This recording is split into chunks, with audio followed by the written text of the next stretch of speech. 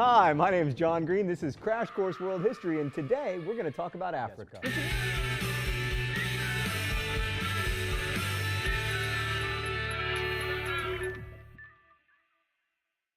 First, let's turn to written records. Oh, right, we don't have very many, at least not written by sub-Saharan Africans. Much of African history was preserved via oral rather than written tradition. These days, we tend to think of writing as the most accurate and reliable form of description, but then again, we do live in a print-based culture. And we've already said that writing is one of the markers of civilization, implying that people who don't use writing aren't civilized, a prejudice that has been applied over and over again to Africa. But one, if you need evidence that it's possible to produce amazing literary artifacts without the benefit of writing, let me direct your attention to the Iliad and the Odyssey, which were composed and memorized by poets for centuries before anyone ever wrote them down. And two, no less an authority than Plato said that writing destroys human memory by alleviating the need to remember anything. And three, you think oral tradition is uncivilized, but here you are listening to me talk. But we do have a lot of interesting records for some African histories, including the legendary tale of Mansa Musa. By legendary, I mean some of it probably isn't true, but it sure is important. Let's go to the thought bubble. So there was this king, Mansa Musa, who ruled the West African empire of Mali, and in 1324-ish, he left his home and made the Hajj, the pilgrimage to Mecca. He brought with him an entourage of over 1,000 people, some sources say 60,000, and most importantly, 100 camel loads of gold. I wish it had been donkeys so I could say he had 100 ass loads of gold, but no, camels, right. So along the way, Mansa Musa spent freely and gave away lots of his riches. Most famously, when he reached Alexandria, at the time one of the most cultured cities in the world, he spent so much gold that he caused runaway inflation throughout the city that took years to recover from. He built houses in Cairo and in Mecca to house his attendants, and as he traveled through the world, a lot of people, notably the merchants of Venice, no thought bubble, like actual merchants of Venice, right. They saw him in Alexandria and returned to Italy with tales of Mansa Musa's ridiculous wealth, which helped create the myth in the minds of Europeans that West Africa was a land of gold.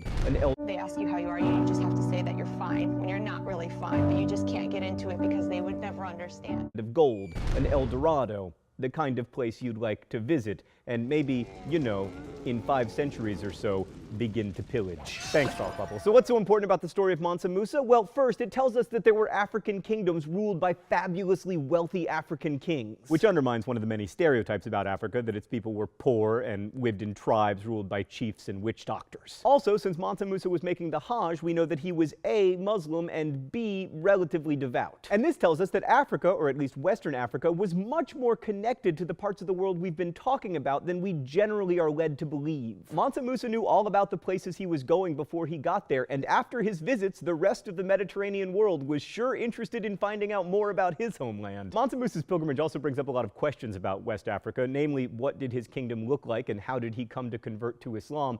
The first question's a little easier, so we'll start with that one. The Empire of Mali, which Mansa Musa ruled until the extremely elite year of 1337, was a large swath of West Africa running from the coast hundreds of miles into the interior and including many significant cities, the largest and best known of which was Timbuktu. The story of the Islamization of the empire, however, is a bit more complicated. Okay, so pastoral North Africans called Berbers had long traded with West Africans, with the Berbers offering salt in exchange for West African gold. That may seem like a bad deal until you consider that without salt, we die, whereas without gold, we only have to face the universe's depraved indifference to us without the benefit of metallic adornment. That went to an ominous place pretty quickly. Right, so anyway, the Berbers were early converts to Islam, and Islam spread along those pre-existing trade routes between North and West Africa. So the first converts in Mali were traders who benefited from having a religious as well as a commercial connection to their trading partners in the north and the rest of the Mediterranean. And then the kings followed the traders, maybe because sharing the religion of more established kingdoms in the north and the east would give them prestige,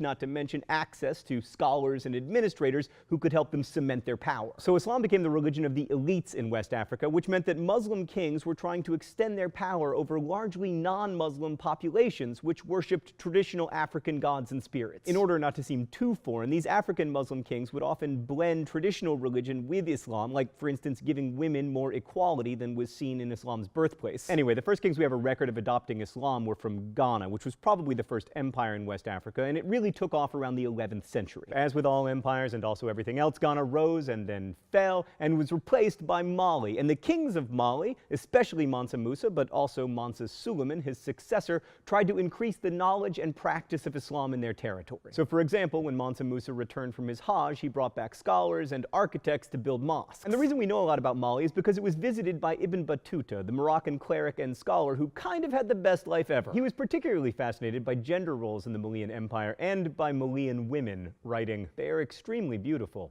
and more important than the men." One more thing about Mansa Musa, there are lots of stories that Mansa Musa attempted to engage in maritime trade across the Atlantic Ocean, and some historians even believe that Malians reached the Americas. DNA investigation may one day prove it, but until then, we'll only have oral tradition. The Malian Empire eventually fell to Songhai, which was itself eventually overthrown for being insufficiently Islamic, all of which is to say that like China or India or Europe, West Africa had its own empires that relied upon religion and war and incredibly boring dynastic politics. Man, I hate dynastic politics. If I wanted to live in an ostensibly independent country that can't let go of monarchy, I'd be like Thought Bubble and move to Canada. Oh, come on, Thought Bubble, that's not fair. Shut up and take back Celine Dion.